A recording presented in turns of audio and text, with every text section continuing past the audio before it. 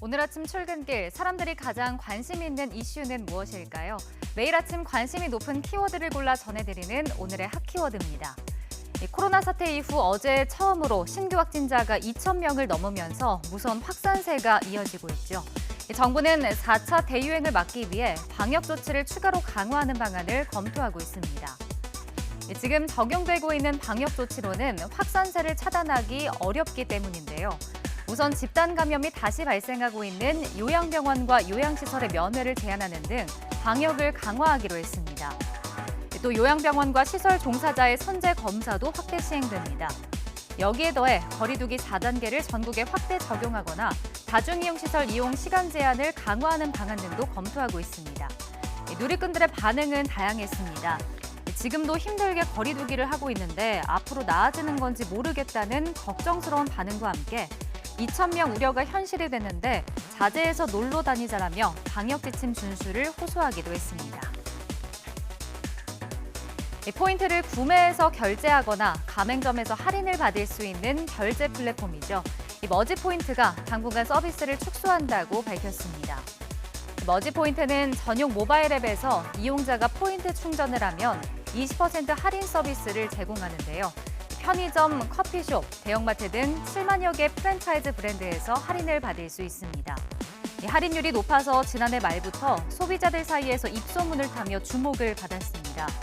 하지만 머지포인트는 그동안 금융당국에 전자금융업자 등록을 하지 않고 서비스를 제공해서 논란이 됐는데요. 머지플러스 측은 서비스를 임시 축소해서 적법성을 갖추고 전자금융업 등록 절차를 진행한 후에 다시 서비스를 제공하겠다고 밝혔습니다. 또 구독료는 환불해주겠다고 덧붙였지만 이미 많은 돈을 결제한 이용자들은 불안해하고 있습니다. 할인율이 워낙 좋아서 편의점에서 애용했는데 어떡하나, 돈 많이 넣어둬서 너무 걱정이다. 그래도 일단 좀 더 기다려보자 등의 반응이 많았습니다. 지난 4월에 벌어졌던 인천 노래주점 살인 사건 기억하시나요? 검찰이 업주 허민우에게 중형을 구형했습니다. 세 번째 키워드는 허민우입니다. 인천 노래주점에서 술값 시비 끝에 손님을 살해하고 시신을 훼손해서 유기한 허민우에게 검찰이 징역 30년을 구형했습니다. 검찰은 허민우가 시신을 잔인하게 훼손하고 유기한 뒤에도 신원이 확인되지 않도록 손가락 지문을 훼손하는 등 폭력적인 성향을 보였다고 설명했습니다. 허 씨는 최후 진술에서 용서받지 못할 행동을 한 사실을 알고 있고 또 반성하고 있다고 밝혔습니다. 하지만 법정에 직접 출석한 피해자 동생은 형의 시신이 처참하게 훼손돼 쓰레기처럼 산속에 벌어졌다며 눈물로 엄벌을 호소했습니다. 허민우에 대한 1심 선고는 다음 달 7일에 내려집니다. 새 달력을 받아보면 올해 빨간 날은 며칠일지 기대하고 세어보는 분들 많으실 텐데요. 오늘 마지막 키워드에서 내년 쉬는 날은 며칠인지 미리 살펴보시죠. 내년 달력에 적혀있는 공휴일은 올해와 같은 67일입니다.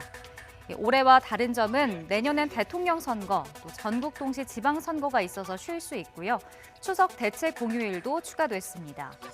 가장 길게 쉴 수 있는 날은 설날로 5일 연휴가 이어지고 두 번째로 긴 추석 연휴는 4일입니다. 많은 누리꾼은 내년 추석 연휴에는 코로나 상황이 좋아져서 해외여행을 꼭 가고 싶다며 기대감을 나타나기도 했고 공무원이 아닌 일반 기업들도 똑같이 쉴 수 있으면 좋겠다는 바람을 담은 댓글도 있었습니다. 네, 지금까지 오늘의 핫키워드였습니다.